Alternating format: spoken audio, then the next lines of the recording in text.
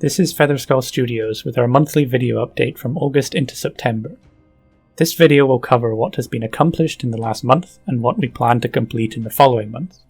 Great progress has been made since our last update, with highlights including creating our first game build for internal testing and further improvements to the game overall towards refining the core gameplay.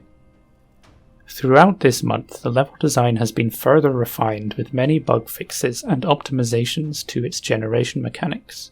An improved culling system has been implemented, in which only the current and adjacent rooms are rendered, allowing for much higher game performance.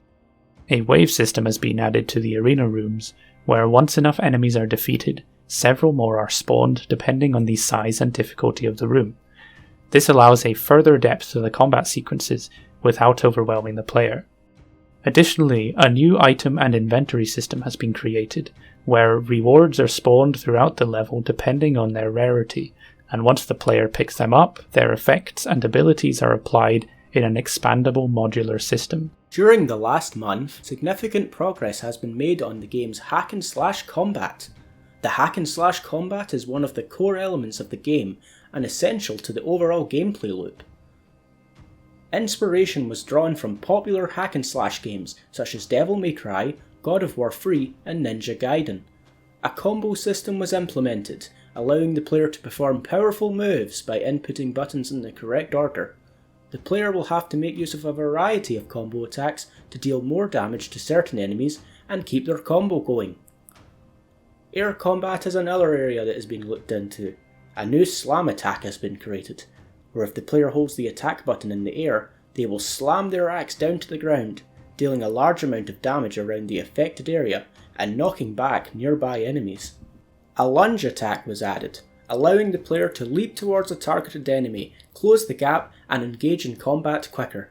So far, the hack and slash combat system is making steady progress, and many more improvements are planned to further improve the feel, pacing and variety of the combat. There have also been many improvements to the user interface, such as displaying only the targeted enemy's health bar, as well as the augment wheel, now providing information on the currently equipped augments. Speaking of augments can now be picked up and added to the augment wheel, allowing the player an incentive to experiment with the augments they have collected, and further explore the level to find even more augments. Over the past week, we shared a bout of our game within a small group to gain some early feedback on issues, bugs, and general gameplay. The largest and most common feedback was to do with massive difficulty the game provided. This was partly caused by a bug that was spawning far too many enemies within each room. This has now been fixed. Other problems that were brought along were input issues where the control felt unresponsive and the camera was far too difficult to use. The movement problems have been fixed with smoother locomotion and animations. The camera problems, however, were much a more sophisticated solution. A lightweight modular preference system was implemented where controls and values for various settings can be set and then locally saved to the player's PC. This system is extremely flexible and the values can be set from code and from the user's interface for menus. Even though it's too early to add in a full large save system or even setting system, this will provide flexibility testing inside and outside the team. Since the last update, the main character of the Norseman has been improved upon, as he now has some additional clothing items modelled and skinned. These items can be disabled and enabled, depending on if the player finds the items, adding some level of customization to Tribulation. More will be added as development continues. Due to the recent feedback from testers, some additional work will need to be done in regards to the player's animations. The current animations don't blend as well as we would have hoped, so starting from the 31st of August, some new animations will be created, as well as older ones being replaced to better fit the game and its combat.